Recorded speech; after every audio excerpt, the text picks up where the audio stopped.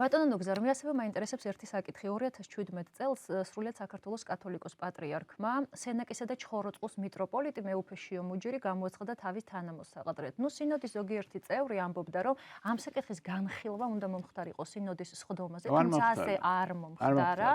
დიახ, და მე მაინტერესებს ამ ფაქტის თქვენეული შეფასება. რამდენად სამართლიანად იქნა არჩეული მოსაყდრედ 2017 წელს? აკრა ვინმე ეჭქვეშ ატარებს პატრიარქის გადაწყვეტილებას, მე ესეთ კითხვას დავსვა. აი ვინმე ეჭქვეშ ატარებს? აყენებს? არა. ეხლა როგორ მოხდა? მართალია.